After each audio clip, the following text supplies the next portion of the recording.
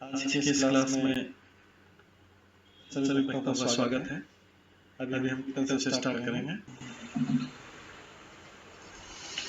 जय राधा माधव कुंज बिहारी, जय राधा माधव कुंज बिहारी, जय गोपी जन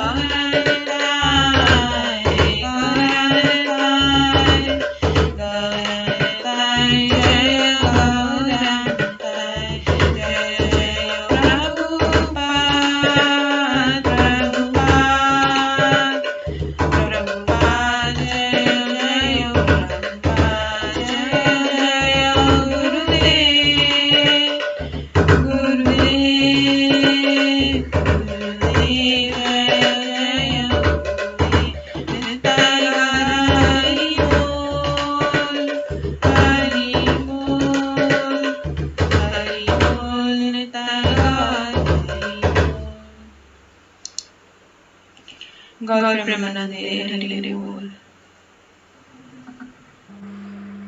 हरे कृष्णा। आज की इस क्लास में सभी भक्तों का स्वागत है। अभी मंगलाचरण से स्टार्ट करेंगे। ॐ अज्ञानतिमिरन्धस्य ज्ञानाञ्जनशलाकया चक्षुरुन्मिलितं येन तस्मै श्रीगुरुवे नमः।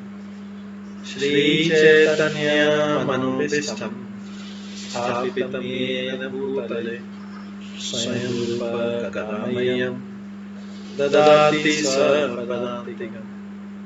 वन्देऽहं श्रीगुरो श्रीयुतपदकमलं श्रीगुरुं वैष्णवांश्च श्रीरूपं साग्रजातं सहगणा रघुनाथान्वितं तं सजीवं साद्वैतं सावधूतं परिजनसहितं कृष्णचैतन्यदेवं श्रीराधाकृष्णपादान् सहगणा ललिता श्रीविशाखान्वितांश्च।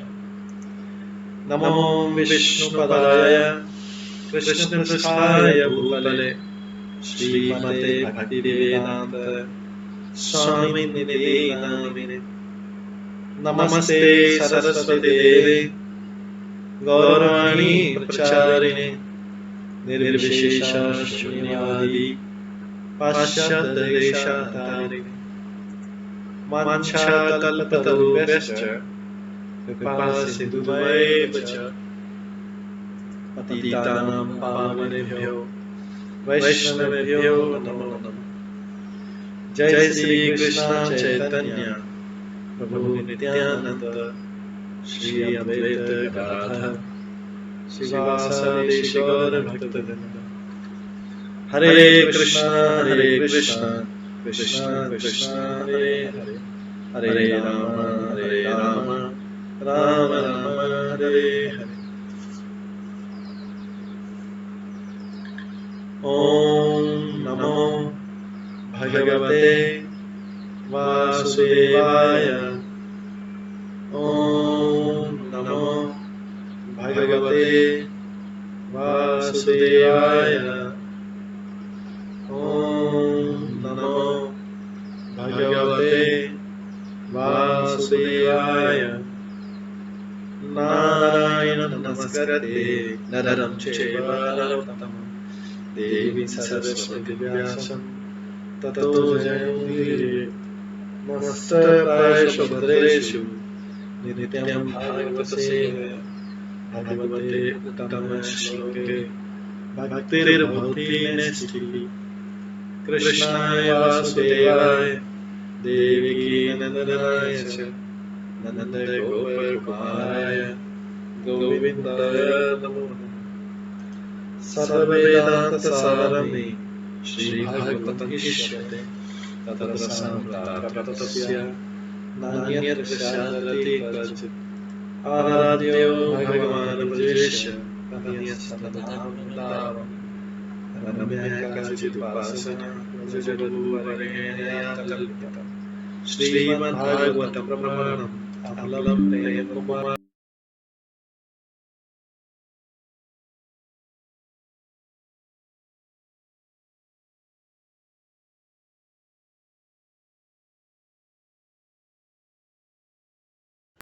आज की इस क्लास में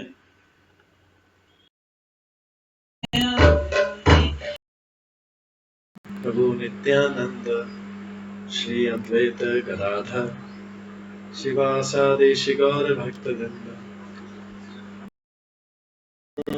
नमो भगवते वासुदेवाय।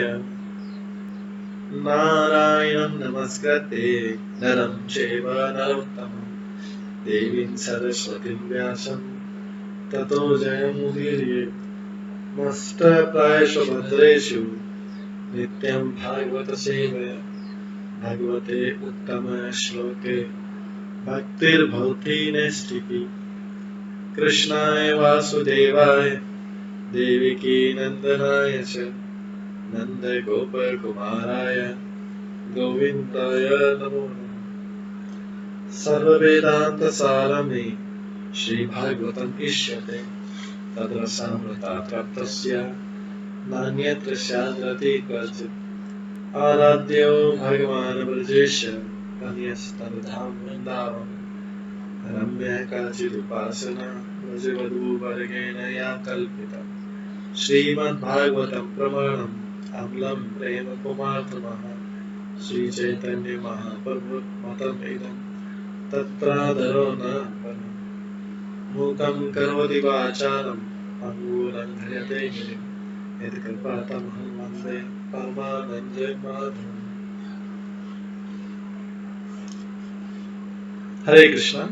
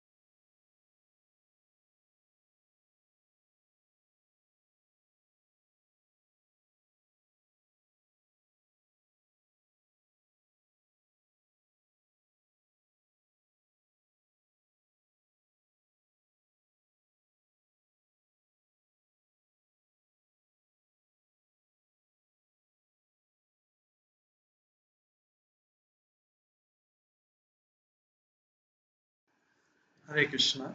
आज की इस क्लास में सभी भक्तों का स्वागत है। कल हम श्रवण कर रहे थे श्रीमद् भागवतम के 8वें स्कंद के दूसरे अध्याय से, जिसमें गजेंद्र का संकट इस कथा का वर्णन आता है। इसमें हम देखते हैं कि भगवान हरि का भी वर्णन आएगा। ये भगवान हरि जो हैं, चतुर्थ मनवंतर में भगवान का अवतार है। हर मनवंतर में भगवान का अवतार होता है।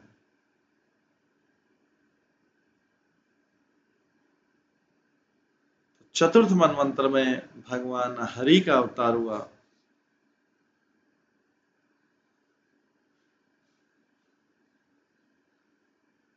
जो गजेंद्र को मोक्ष दिलाते हैं।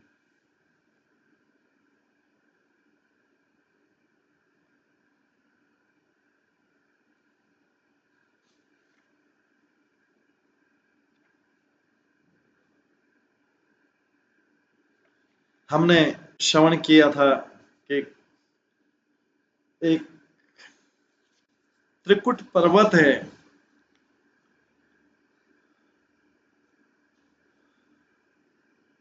और ये चारों ओर से क्षीर सागर से घिरा हुआ है।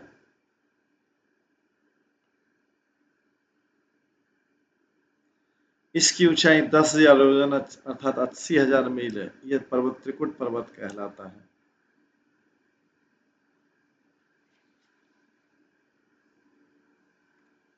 इसकी कल शोभा का वर्णन किया था कि त्रिकुट प्रकट में किस प्रकार से सुंदरता का वातावरण है। वहां पर अलग अलग प्रकार के वृक्ष हैं।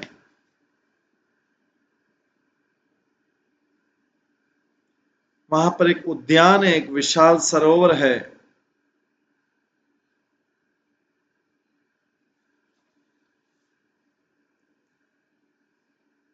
उस सरोवर में हंस हैं, अलग अलग प्रकार के पक्षी हैं, उसके आसपास अलग अलग प्रकार के वृक्ष हैं। सभी ऋतुओं में फूल तथा फल देने वाला वो है। तो उसमें क्या होता है उसका वर्णन आज हम 20वें श्लोक से श्रवण करेंगे। तत्र एकदा ततगिरी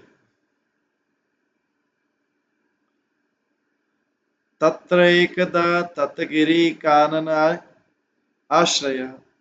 इसको ऐसे कहते हैं, तत्र एकदा ततगिरी कानन आश्रय करेणुभिर्वारणयोथ पश्चरन् संकटकं कीचकवेणुवेत्रव विशालगुल्मं प्रवृजन् वनस्पति।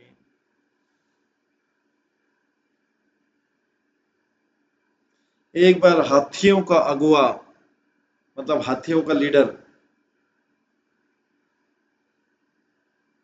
जो त्रिकुट पर्वत के जंगल में रह रहा था, अपनी हथीनियों के साथ सरोवर की ओर घूमने निकला। उसने अनेक पौधे, लताओं, गुल्मों को उनके चुभने वाले कांटों की परवाह न करते हुए रौंद डाला। यत गंध मात्रा तरया गजेंद्र व्याघ्रादय व्याल मृगा सखंगा महार्गाचापि भयात् द्रवन्ति स गौर कृष्ण सरभा चर्म। उस हाथी की सुगंध पाकर ही अन्य सारे हाथी, बाघ तथा अन्य हिंसक पशु जैसे सिंह, गेंडे, सर्प एवं सफेद काले सरप भय से भाग गए। यहाँ तक कि चमरी हिरन भी भाग निकले।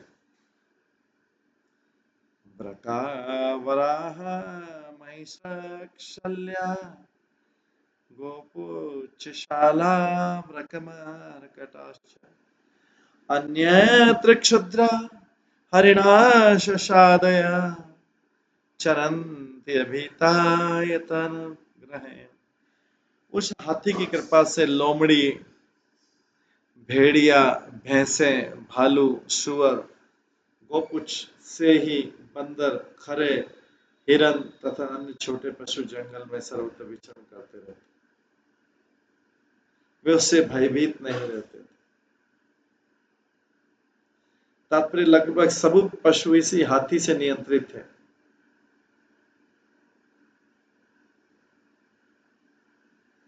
फिर भी यद्यपि वे भाव रहित होकर विचरण कर सकते थे, किंतु सम्मान के कारण उसके समक्ष खड़े नहीं रह सकते।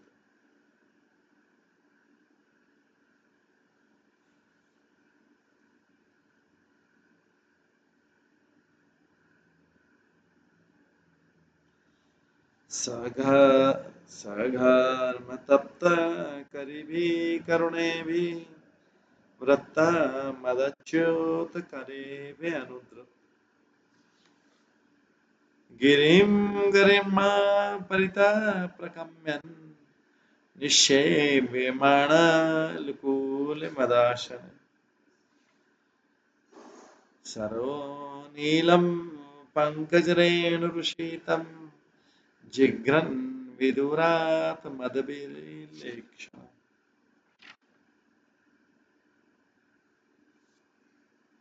व्रत स्वयूथेन त्रशार्दितेन तत् सरोवराभ्यासम् अथागमद्रुतम्।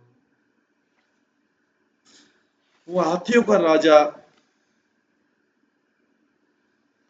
गजपति झुंड के अन्य हाथियों तथा हथिनियों से घिरा हुआ था। उसके पीछे पीछे हाथी के बच्चे चल रहे थे। वह अपने शरीर के भार से त्रिकुट पर्वत को चारों ओर से कपा रहा था। उसका पसीना छूट रहा था। उसके मुंह से मद की लार टपक रही थी और उसकी दृष्टि मद से भरी हुई थी। मधु पी पी कर भौरे उसकी सेवा कर रहे थे और वो दूर से उन कमल फूलों के रजगुणों की सुगंध का अनुभव कर रहा था जो मंद पवन द्वारा उस सरोवर से ले जाई जा रही थी।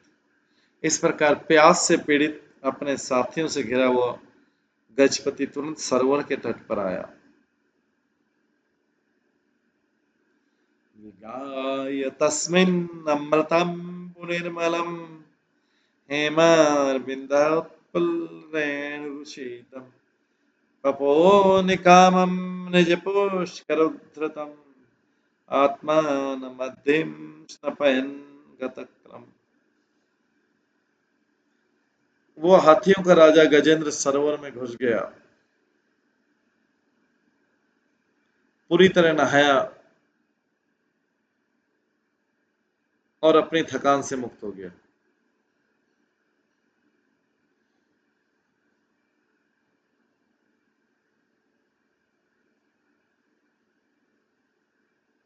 तब उसने अपनी सूंड से जी भरकर शीतल स्वच्छ अमृत तुल्य जल पिया जो कमल पुष्पों तथा जल कुमुदनियों के रज से मिश्रित।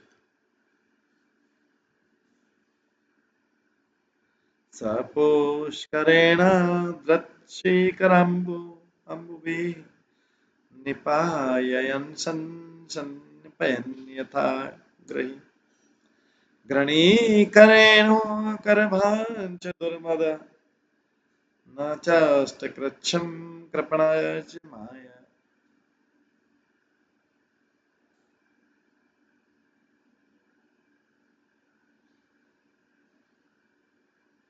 आध्यात्मिक ज्ञान से विहीन अब अपने परिवार वालों के प्रति अत्यधिक आसक्त मनुष्य की भांति उस हाथी ने कृष्ण की बहिरंगा शक्ति माया द्वारा मोहित होकर अपने पत्नी तथा बच्चों को स्नान कर पानी पिलाया।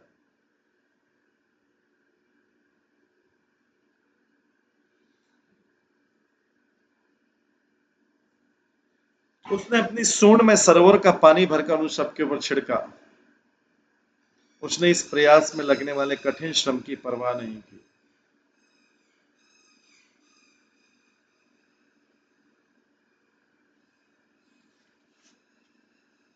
तम तत्र कश्चित् न पदेव चोदितो ग्राह बलियान चरणे दुषाग्रत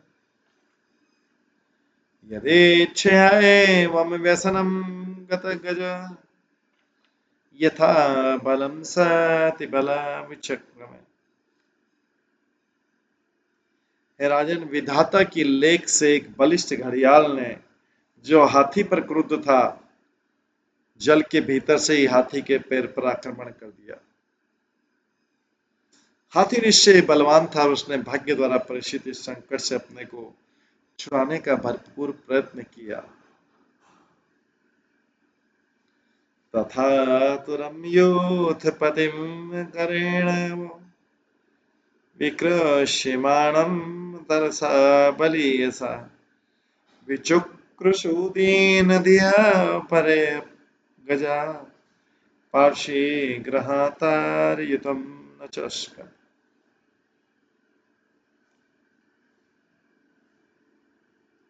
तत्पश्चात गजेंद्र को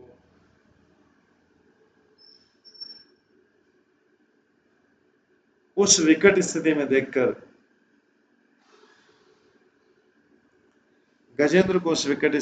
उसकी पत्नी अत्यंत दुखी और चिंघाड़ने लगी।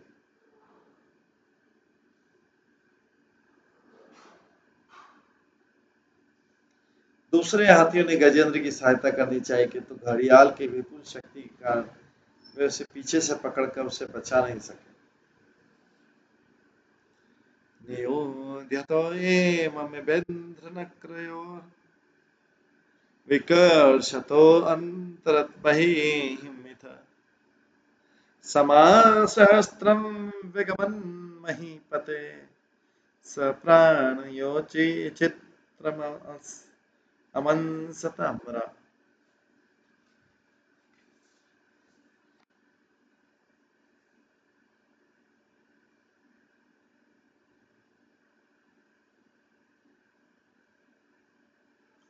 हे राजन, इस तरह हाथी तथा घड़ियाल जल के बाहर तथा जल के भीतर एक दूसरे को घसीट घसीट कर 1000 वर्षों तक लड़ते रहे। इस लड़ाई को देखकर देवतागण अत्यंत चकित थे।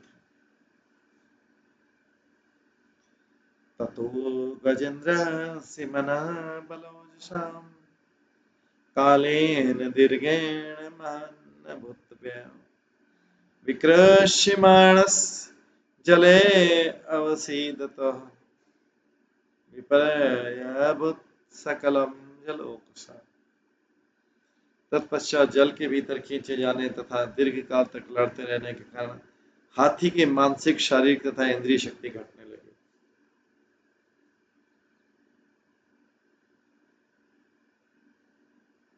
इसके विपरीत जल पशु होने के कारण घड़ियाल का उत्साह, उसकी शारीरिक शक्ति तथा इंद्रिय शक्ति बढ़ती रही। तात्पर्य हाथी तथा घड़ियाल की लड़ाई में अंतर था कि हाथी अत्यंत शक्तिशाली होते हुए पराय स्थान अर्थात जल में था।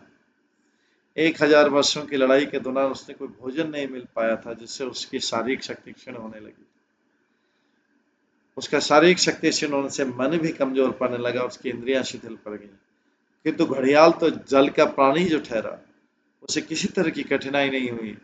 उसे भोजन प्राप्त होता रहा, जिससे उसे मानसिक तथा इंद्रिय प्रोत्साहन मिल रहा था। इस प्रकार जहां हाथी का बल घट रहा था, वहीं घड़ियाल या क्रोकोडाइल का अधिकाधिक बलशाली बनता गया। अब हम इससे शिक्षा ग्रहण कर सकते कि माया से लड़ाई लड़ने में हम ऐसी स्थिति में न पड़े जिससे हमारा बल, उत्साह तथा इंद्रियां शक्ति पूर्वक लड़ने में असमर्थ हो जाए।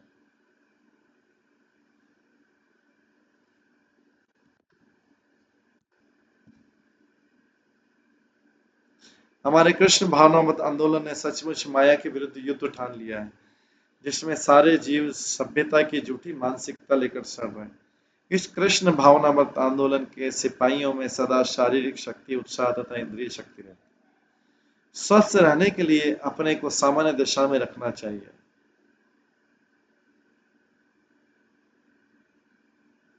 सामान्य दिशा हरेक के लिए एक सी नहीं होती, अतः वर्णाश्रम में विभाग बनाए गए। ब्राह्मण, क्षत्रिय, वैश्य, शूद्र एवं ब्रह्मचर्य ग्रस्त, वानप्रस्थ तथा संन्यास। विशेषतः इस कलयुग में संन्यास लेने की सलाह नहीं दी जाती। अश्वमेधम गवावलंबम संन्यासम फलपेत्रकम देवरेण सुत्पत्ति कलो पंच विवर्जतय।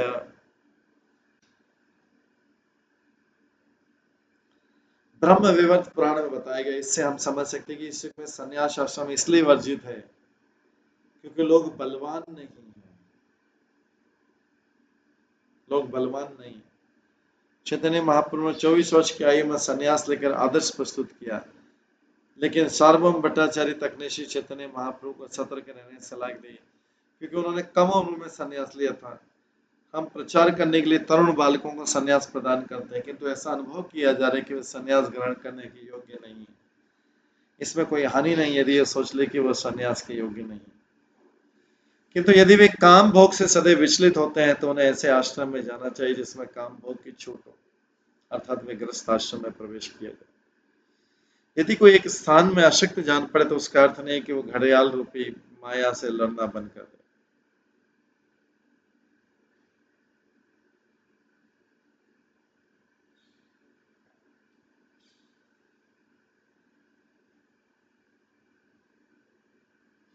हमें कृष्ण के चरण कमलों की शरण ग्रहण करनी चाहिए, जैसा कि गजेंद्र ने किया था। उसी के साथ वो ग्रस्त भी बना रह सकता है। यदि वो काम भोग में लिप्त रहने से संतुष्ट है तो ग्रस्त बना रह सकता है। लड़ाई बंद करने की आवश्यकता नहीं।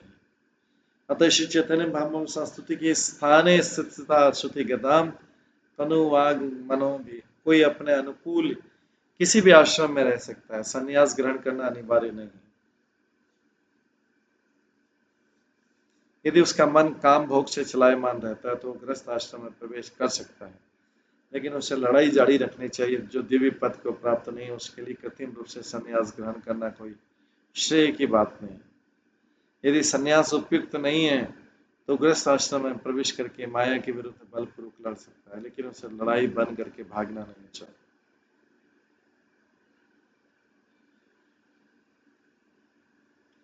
इत्थं गजेन्द्रस्य यदापसङ्कटं प्राणस्य देहि विवशः यदिच्छा अपारयन्नात्मविमोक्षणो चिरं दध्यो इमां बुद्धिम् अथ विपद्यते।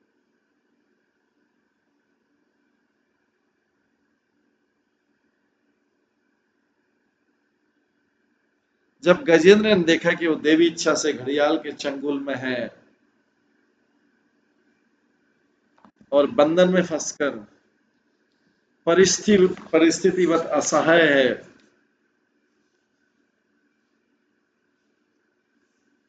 एवं अपने को संकट से नहीं उबार सकता, तो मारे जाने से अत्यंत भयभीत उठा और फलस्वरूप उसने बहुत समय तक विचार किया और अंततः वो इस निर्णय पे पहुंचा। तो फिर प्रत्येक प्राणी इस भौतिक जगत में जीवन संघर्ष में लगा हुआ है। प्रत्येक प्राणी अपने को संकट से बचाना चाहता है, किंतु जब अपने को बचा नहीं पाता और यदि वो पवित्र है तो भगवान के चरण कमलों की शरण ग्रहण करता है। इसकी पुष्टि भागवत गीता में हुई। चतुर्विधा भजन्ते मां जना सुकृति अर्जुना अर्थ जिज्ञासुर अर्थाति।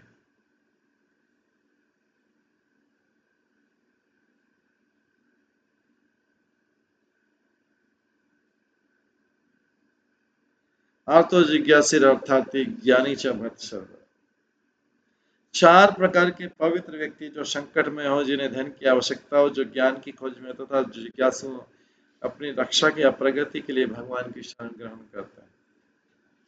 गजेंद्र ने संकट की घड़ी में भगवान के चरण कमलों की शरण ग्रहण करने का निर्णय लिया।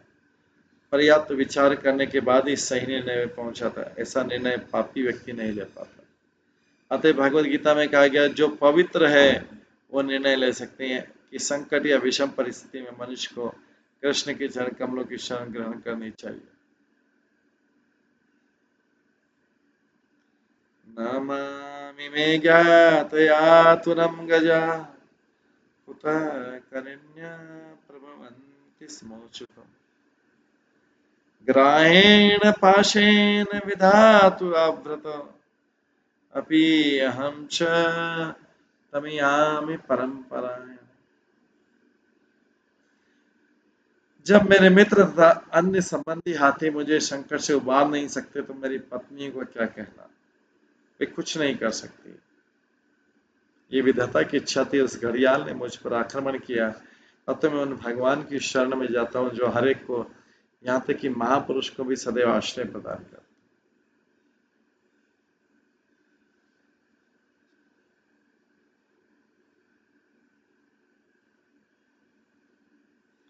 गजेंद्र ये सोच रहा है कि जब मेरे मित्र तथा अन्य संबंधी हाथी मुझे संकट से नहीं उबार सकते तो मेरी पत्नी को तो कहना है कि वो कुछ नहीं कर सकती। यदि विधाता की इच्छा थी, इस घड़ियाल ने मुझ पर आक्रमण किया, तो मैं उन भगवान की शरण में जाता हूँ जो हर एक को, यहाँ तक कि महापुरुष को भी सदैव आश्रय प्रदान।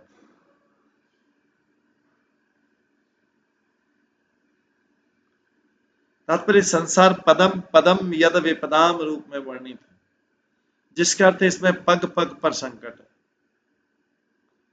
मूर्ख झूठे ही सोचता है कि वो इस भौतिक जगत में सुखी, लेकिन वास्तव में सुखी नहीं रहता, क्योंकि जो ऐसा सोचता है वो मोहग्रस्त है। उसमें पग पग पर और हर क्षण संकट। आधुनिक सभ्यता में मनुष्य सोचता है कि यदि उसके पास सुंदर मकान और सुंदर कार हो तो उसका जीवन पूर्ण है। पाश्चात्य जगत में विशेषतः अमेरिका में अच्छी कार रखना उत्तम बात है, किंतु जो ही वह सड़क पर कार चलाता है उसे संकट बना रहता है, क्योंकि वह किसी भी क्षण दुर्घटना में मारा जा सकता है। आंकड़े बताते कि ऐसी दुर्घटनाओं में अनेक लोग मरते हैं। अतः यदि हम वास्तव में सोचते हैं कि संसार अत्यंत सुखमय स्थान है तो ये हमारा अज्ञान है। असली ज्ञान ये है कि भौतिक जगत संकट से पूर्ण है। हम वहीं तक जीवन संघर्ष कर सकते हैं जहां तक हमारी बुद्धि काम करती है और इस तरह अपनी सुरक्षा करने का प्रयास करते हैं। किंतु जब तक भगवान कृष्ण हमें अंततः संकट से बचा नहीं लेते तब तक हमारे प्रयास व्यर्थ रहे। अतः प्रहलाद महाराज कहते हैं, बालस्य नेह शरणं पितृनरसिंह नातसि चाग्दम उदन्वति मज्जतो न तप्तसि तत्प्रति विधिरियाज अजश्रेष्ठ तावत् विभो तनुर्मुतां तदुपेक्षिणान्। भले ही हम सुखी रहने या इस भौतिक जगत के संकटों का सामना करने के लिए कितने ही साधन क्यों न ढूंढ लें, किंतु जब तक हमारे प्रयासों को भगवान से पुष्टि नहीं मिलती,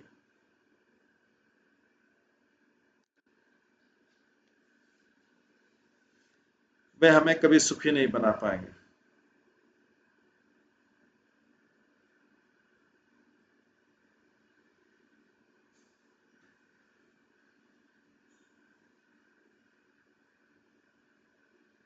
जो लोग भगवान की शरण लिए बिना सुखी रहने का प्रयास करते हैं वे मूढ़ हैं, मूर्ख हैं। न माम दुष्कृति नो मूढ़ा प्रपद्यन्ते नराधमा। अधम लोग कृष्ण भावना मत ग्रहण करने से मना कर देते हैं क्योंकि वे सोचते हैं कि कृष्ण की रक्षा के बिना ही वे अपनी रक्षा कर लेंगे। उनकी ये भूल है। गजेंद्र का निर्णय सही था। ऐसी संकटमय स्थिति में उसने भगवान की शरण ग्रहण की। यः कश्चनेश बलिनोऽन्तकमृगात् प्रचण्ड वेगात् अभिधावतः वृषम् भीतं प्रपन्नं परिपातयत् भयात् मृत्यो प्रधावति अरणं तमैमहि।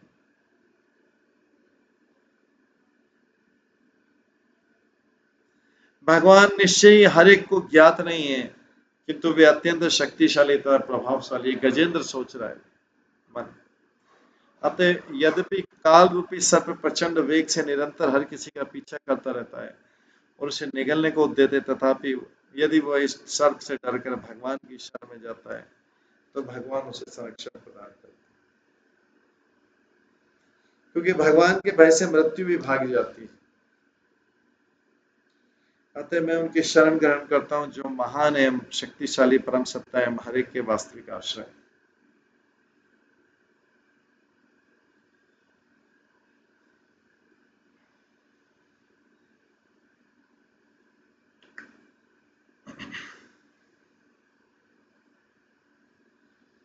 तात्पर्य, जो बुद्धिमान है वह समझता है कि सभी के ऊपर एक महान तथा परम सत्ता है। ये महान सत्ता निर्दोष व्यक्ति को उत्पातों से बचाने के लिए विभिन्न अवतारों में प्रकट होती है। जैसा कि भगवद गीता में पुष्टि, परित्राणाय साधूनां विनाशाय च दुष्कृताम्। भगवान दो कारणों से दुष्कृति का संहार करने तथा भक्तों की रक्षा करने के उद्देश्य से विभिन्न अवतारों में प्रकट होते हैं। गजेंद्र ने इनकी शरण में जाने का निर्णय लिया। ये बुद्धिमानी है। मनुष्य को उस पूर्ण पुरुषोत्तम भगवान को जानना चाहिए और उनके शरणागत होना चाहिए। भगवान प्रत्यक्ष रूप से हमें यह उपदेश देने आते हैं कि किस तरह सुखी रहा जाए। केवल मूर्ख तथा धूर्ती बुद्धि होते हुए उस परम सत्ता परम पुरुष को नहीं देख सकते। श्रुति मंत्र में कहा गया है, भीषास्माद् वातः पवते भीषोदेति सूर्यः भीषास्माद् अग्निश्चन्द्रस्य मृत्यु धावति पंचम। भगवान के भय से वायु बहती है, सूर्य उष्मा तथा प्रकाश का वितरण होता है, मृत्यु हर एक का पीछा करती है भगवान के भय से। इस प्रकार एक परम नियंता है, जैसा कि भगवद गीता से पुष्टि, मया अध्यक्षेण प्रकृति सूयते सचराचरम। यह भौतिक जगत परम नियंता के कारण इतनी अच्छी तरह कार्य करता है। कोई भी बुद्धिमान व्यक्ति समझ सकता है कि किसी परम नियंता का अस्तित्व है। यही नहीं, ये परम नियंता साक्षात कृष्ण के रूप में, चैतन्य महाप्रभु के रूप में तथा भगवान कृष्ण रामचंद्र के रूप में उपदेश देने तथा अपनी उदाहरण से भगवान की शरण में ले जाने की विधि बताने के लिए प्रकट होता है। फिर भी जो लोग अधम है, दुष्कृति, वे उनकी शरण में नहीं जाते। नवम दुष्कृति नो मूढ़ा प्रपद्यन्ते नराधमा। भगवद गीता में भगवान स्पष्ट करते हैं, मृत्यु सर्वहरश्चाम्य सर्वभक्षी मृत्यु हूँ। अतः मृत्यु प्रतिनिधि जो प्रत्येक देहधारी जीव से सब कुछ छीन लेती है। कोई यह नहीं कह सकता कि मैं मृत्यु से डरता हूं, ये झूठी धारणा है। हर व्यक्ति मृत्यु से डरता है, किंतु जो भगवान की शरण ग्रहण करता है वो मृत्यु से बच सकता है। कोई तर्क कर सकता है क्या भक्त नहीं मरता है? इसका उत्तर है कि निश्चित रूप से उसे शरीर त्यागना होगा, क्योंकि उसका शरीर भौतिक है।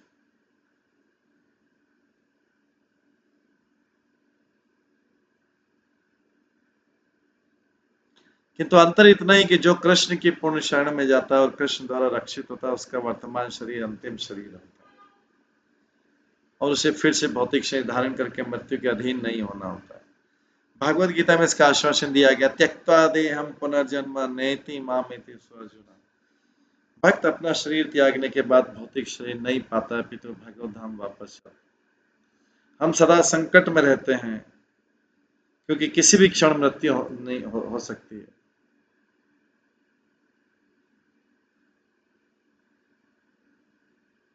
हम सदा संकट में रहते हैं क्योंकि किसी भी क्षण मृत्यु हो सकती है। ऐसा नहीं कि गजेंद्र मृत्यु से भयभीत था। हर एक को मृत्यु से डरना चाहिए, क्योंकि हर एक व्यक्ति काल रूपी घड़ियाल द्वारा पकड़ा जाता है और किसी भी क्षण मर सकता है।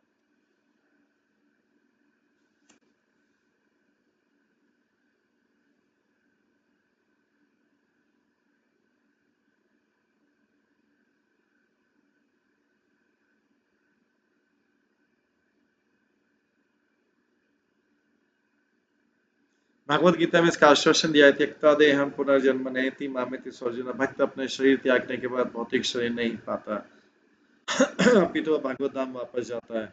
हम सदा संकट में रहते हैं, क्योंकि किसी भी क्षण मृत्यु हो सकती है। ऐसा नहीं कि गजेंद्र मृत्यु से भयभीत। हर एक को मृत्यु से डरना चाहिए, क्योंकि हर एक व्यक्ति काल रूपी घड़ियाल द्वारा पकड़ा जाता है और किसी भी क्षण मर सकता है।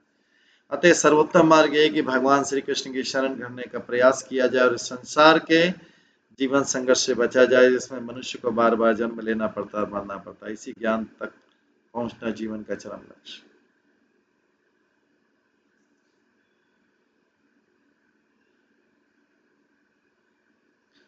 तीसरा अध्याय, गजेंद्र की समर्पण स्तुति।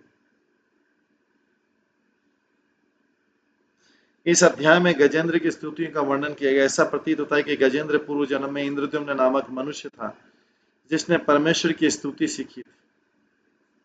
तो अभी गजेंद्र भगवान के सामने समर्पण करेगा। तीसरे अध्याय में स्तुति आएगी। अभी गजेंद्र संकट में चल रहा है और ये विचार कर रहा है कि भगवान निश्चय हर एक को ज्ञात नहीं, किंतु अत्यंत शक्तिशाली प्रभावशाली है। अतः यद्यपि काल रूपी सर्व प्रचंड वेग से निरंतर हर एक किसी का पीछा करता रहता है और उसे निगलने का उद्यत रहता है, तथापि वह इस सर्प से डरकर भगवान की शरण में जाता है।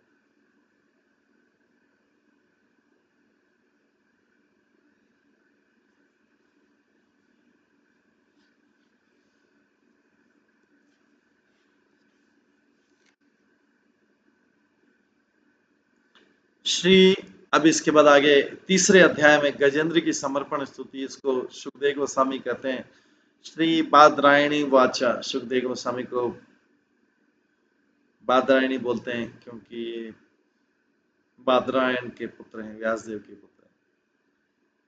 एवं व्यवसिता बुद्ध्या जजाप परमम, एवं व्यवसितो बुद्ध्या समाधाय मनाहृदि जजाप परमं जाप्यम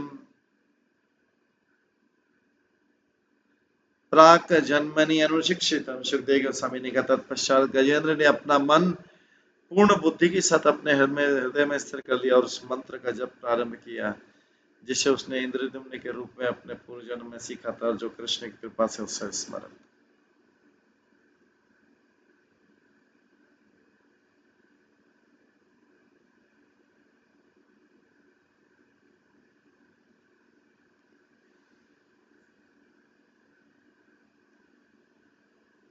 सुखदेव गोस्वामी का तत्पश्चात गजेंद्र ने अपना मन पूर्ण बुद्धि के साथ अपने हृदय में स्थिर कर लिया और इस मंत्र का जप प्रारंभ किया, जिसे उसने इंद्रद्युम्न के रूप में अपना पूर्व जन्म में सीखा था और जो कृष्ण की कृपा से उसे स्मरण था। ऐसे स्मरण का वर्णन भागवत गीता में आया। तत्र तम बुद्धि संयोगम लभते पौरुदेहिकम यत्ते च ततो भूय संसितो कुरु नंदन पूर्वाभ्यासेन तेनेव हीयते ह्यवशोऽपि स। इन श्लोकों में आश्वस्त किया गया है कि यदि भक्ति में लगा हुआ व्यक्ति नीचे भी गिर जाता है तो पतित नहीं होता है।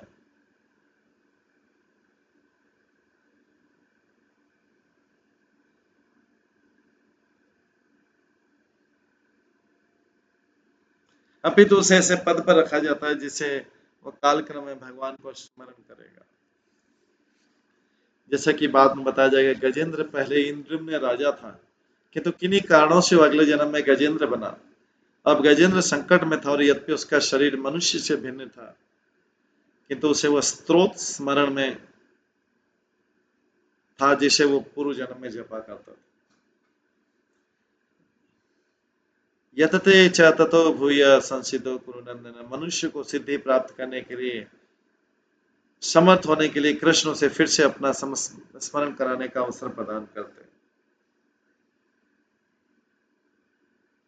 यहाँ यह सिद्ध हो जाता है कि क्योंकि यद्यपि गजेंद्र संकट में पड़ गया किंतु वो उसके लिए अवसर था कि वो अपने पूर्व भक्ति कार्यों का स्मरण कर ले जिससे तुरंत भगवान द्वारा उबारा जा सके।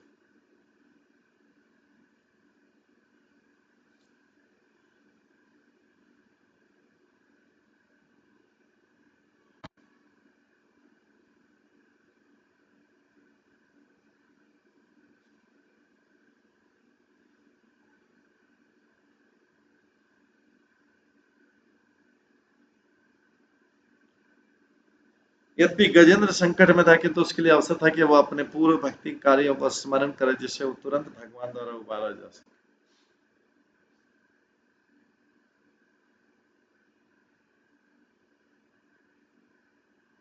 इससे अनिवार्य हो जाता है कि कृष्ण भावनामत के सारे भक्त किसी मंत्र का जप का करने का अभ्यास करें।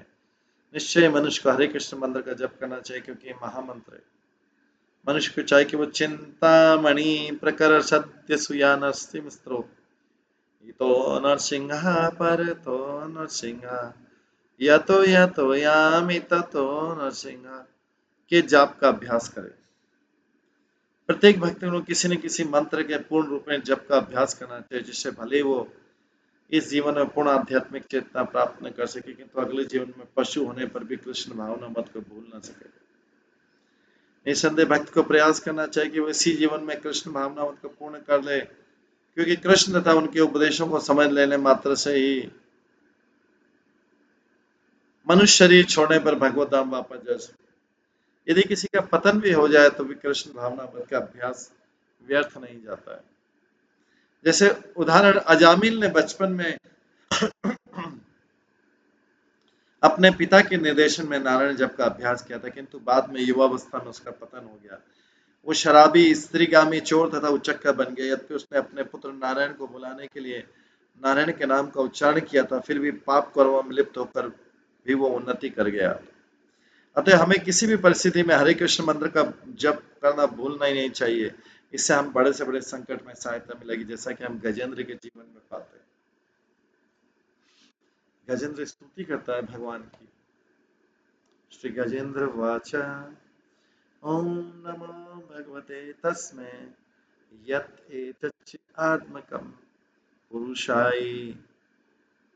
पुरुषायादि बीजाय परेशाय विधीमहि।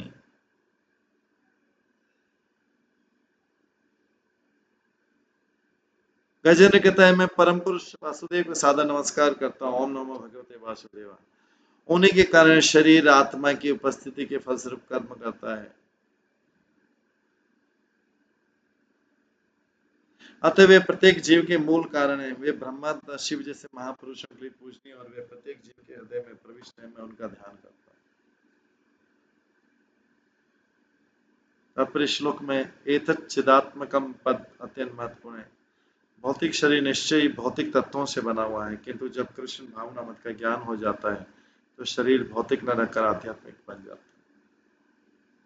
भौतिक शरीर इंद्रिय भोग के लिए किंतु आध्यात्मिक शरीर भगवान की दिव्य प्रेमा भक्ति में लगा रहता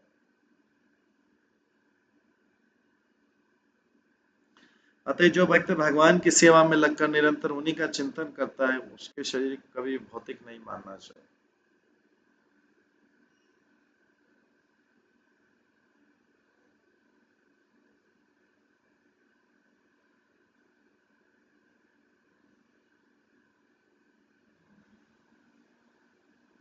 इसलिए आदेश दिया गया, गुरु शो नरमति, गुरु को कभी भी भौतिक शरीरधारी सामान्य मनुष्य नहीं समझना चाहिए।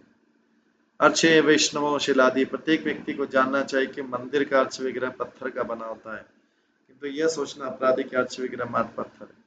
इसी प्रकार गुरु के शरीरों को भौतिक अवयव से बनना सोचना अपराध। नास्तिक लोग सोचते हैं कि भक्तगण मूर्खतावश पत्थर की मूर्ति की पूजा ईश्वर के रूप में करते हैं और एक सामान्य पुरुष की गुरु के रूप में, किंतु तथ्य है कि कृष्ण की सर्वशक्ति मानता से अर्च विग्रह की तथाकथित पत्थर मूर्ति प्रत्यक्ष भगवान होती है और गुरु का शरीर प्रत्यक्ष आध्यात्मिक होता है। ऐसे शुद्ध भक्त को जो अनन्य को भक्ति में लगा रहता है, दिव्य पद पर स्थित मानना चाहिए। सगुणान समतीत्यान ब्रह्म भूयाय कल्पते, अतः हमें चाहिए कि भगवान को सादर नमस्कार करें, जिनकी कृपा से तत्कालीन तथाकथित भौतिक व्यवस्था भी आध्यात्मिक कार्य में लग जाने पर आध्यात्मिक हो जाती है।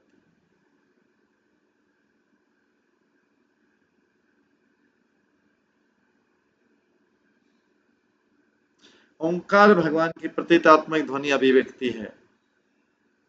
ओम तत्सत इति निर्देशो ब्रह्म स्त्री विध स्मृत, ओम तत्सत इति निर्देशो ब्रह्मण स्त्री विधि स्मृत। ओम तत्सत, ये तीन शब्द तुरंत परम पुरुष का आह्वान करते हैं। अतः कृष्ण कहते हैं कि वे सभी मंत्रों में ओंकार है। सारे वैदिक मंत्रों का उच्चारण तुरंत भगवान को इंगित करने के लिए ओंकार से प्रारंभ होता है। उदाहरण श्रीमद् भागवतम का शुभारंभ ओम नमो भगवते वासुदेवाय से हुआ था। भगवान वासुदेव ओंकार में कोई अंतर नहीं है, हमें समझने में सतर्क रहना चाहिए कि ओंकार किसी निराकार का सूचक नहीं है। निसंदेह श्लोक में तुरंत ओम नमो भगवते आया, भगवान एक व्यक्ति हैं। इस तरह ओंकार परम पुरुष का स्वरूप है।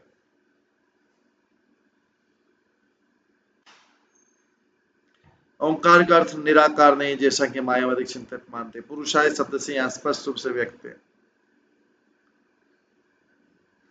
यदि पुरुष न होता तो ब्रह्मांड का इतना बड़ा अग्रणी नियामक कैसे बनता। यद्यपि ब्रह्मा शिव तथा विष्णु इस ब्रह्मांड के परम नियंता हैं, किंतु भगवान विष्णु को शिव तथा ब्रह्मा भी नमस्कार करते हैं। इसलिए श्लोक में परेशाय शब्द व्यवहित हुआ, जो ये सूचित करता है कि भगवान बड़े बड़े देवताओं के द्वारा भी आराध्य।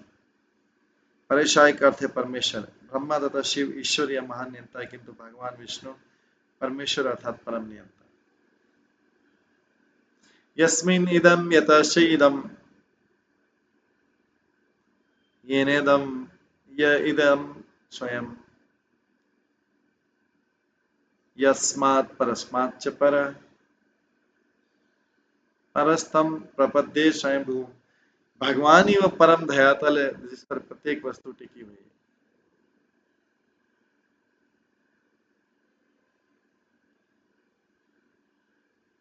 वे वो अवयव हैं जिसमें प्रत्येक वस्तु उत्पन्न हुई, तथा वे पुरुष है जिसने सृष्टि की रचना की और जो इस विराट विश्व के एकमात्र कारण है।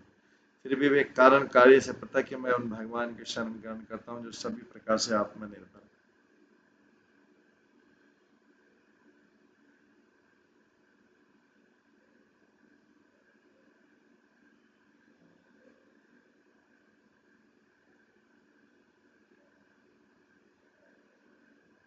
तात्पर्य में भगवत गीता में भगवान कहते हैं, मया तदमिदं सर्व जगत व्यक्त मूर्ति न, मैं भगवान हूँ, सभी कुछ मेरी शक्ति पर निर्भर करता है।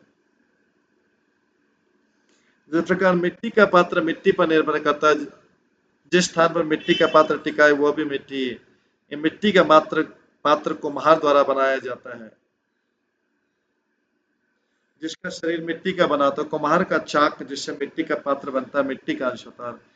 जिन अवयवों से पात्र बना रहता है वे भी मिट्टी के होते हैं। जैसा कि श्रुति मत से पुष्टि होती, इतो वा इमानि भूतानि जायन्ते येन जातानि जीवन्ते यत् प्रत्यन्तं विशन्ति।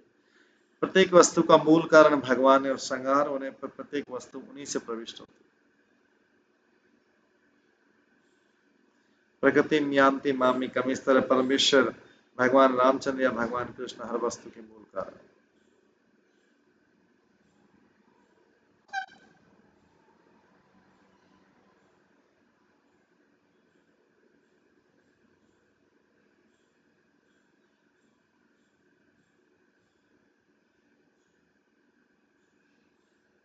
प्रत्येक वस्तु का मूल कारण भगवान है और संहार होने पर प्रत्येक वस्तु उन्हीं में प्रविष्ट होती, प्रकृति में यान्ति मामेकम। इस तरह परमेश्वर भगवान रामचंद्र या भगवान कृष्ण हर वस्तु के मूल कारण है। ईश्वर परम कृष्ण सच्चिदानंद विग्रह अनादिरादिर गोविंद सर्व कारण कारणम। गोविंद नाम से प्रसिद्ध कृष्ण परम नियंता है। उनका शरीर नित्य आनंदमय तथा आध्यात्मिक है। वे सबों के उद्गम है, उनका कोई अन्य उद्गम नहीं, क्योंकि वे समस्त कारणों के मूल कारण है। भगवान हर वस्तु के कारण है, कोई उनका कारण नहीं। सर्वम खलम विदम ब्रह्म मस्थानी सर्वभूतानि न चाहम तेषवस्थितः। यद्यपि भगवान सब कुछ है, किंतु उनका व्यक्तित्व विराट विश्व से पृथक है।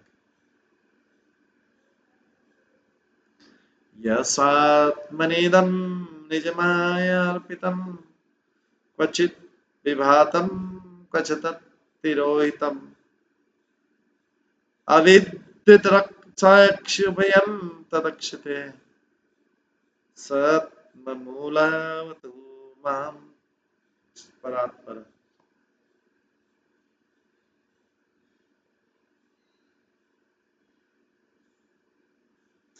भगवान अपनी शक्ति के विस्तार द्वारा कभी इस दृश्य जगत की व्यक्त बनाते हैं और कभी इसे अव्यक्त बनाते हैं। वे सभी परिस्थितियों में परम कारण तथा परम कार्य, प्रेक्षक तथा साक्षी दोनों हैं। इस प्रकार वे सभी वस्तुओं से परे, ऐसे भगवान मेरी रक्षा करें। और फिर भगवान की शक्तियां अनेक हैं। परास्य शक्ति विविधेव श्रूयते। अतः जब भी वे चाहते हैं अपनी किसी एक शक्ति का उपयोग करते हैं और इस तरह विस्तार करके इस दृश्य जगत की सृष्टि करते हैं। पुनः जब यह दृश्य जगत विनष्ट होता है तो यह उन्हीं में आश्रय पाता है। फिर भी वे अच्युत परम प्रेक्षक है। वे किसी भी परिस्थिति में परिवर्तन रहित रहते हैं। वे मात्र साक्षी के रूप में सारी सृष्टि तथा संघार से पृथक रहते हैं।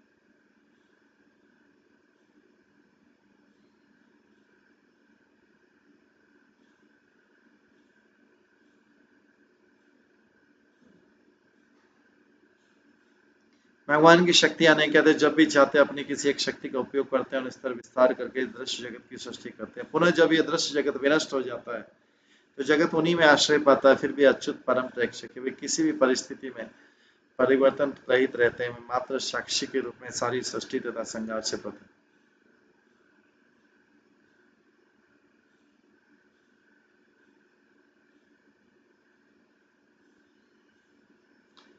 कालेन पंचत्वमितेषु कृत्स्नश्च लोकेषु पालेषु चर सर्वहेतेषु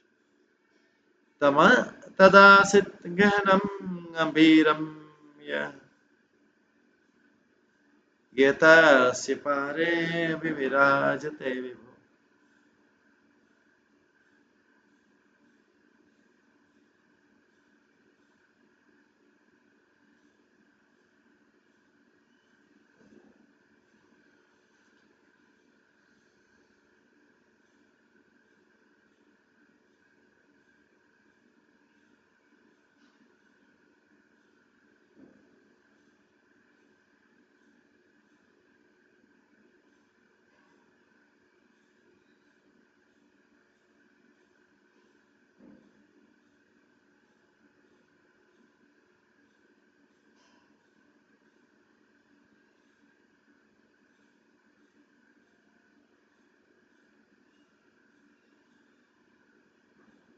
कालक्रम से जब लोकों तथा उनके निदेशकों एवं पालकों समेत ब्रह्मांड के सारे कार्य कारणों का संहार हो जाता है तो गहन अंधकार की स्थिति आती है।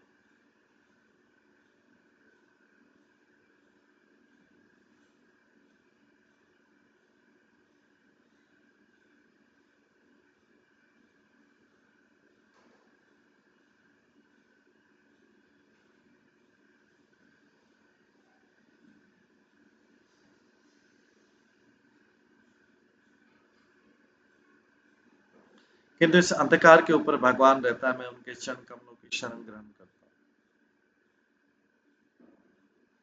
तात्पर्य वैदिक मंत्रों से हमें पता लगता है कि भगवान सबों के ऊपर है। वे ब्रह्मा तथा शिव समेत समस्त देवताओं से ऊपर सर्वश्रेष्ठ, वे परम नियंता हैं।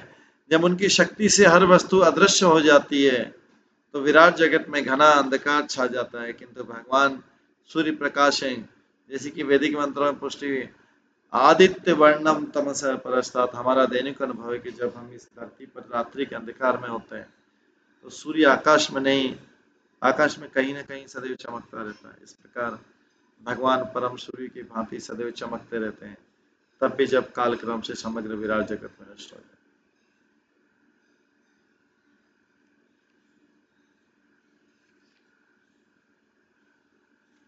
इस प्रकार से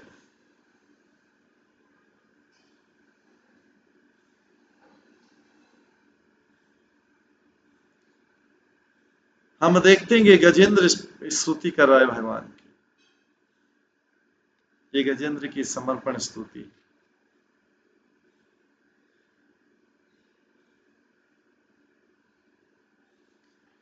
गजेंद्र की स्तुति आगे भी है और भी वर्णन किया गया, लेकिन आज इसको हम यहीं पे विराम देते हैं। इसके आगे की जो स्तुति हम कल की क्लास में श्रवण करेंगे। सभी भक्तों का बहुत बहुत धन्यवाद। सब भक्तों के लिए एक बार हरे कृष्ण महामंत्र का जप करते हैं। हरे कृष्णा कृष्णा कृष्णा हरे हरे, हरे राम राम राम। श्रीमद् भागवतम महापुराण की जय। श्रील प्रभुपाद की जय। सभी भक्तगणों की जय। हरे कृष्ण। छठे श्लोक से जो स्तुति वो कल की क्लास में श्रवण करें।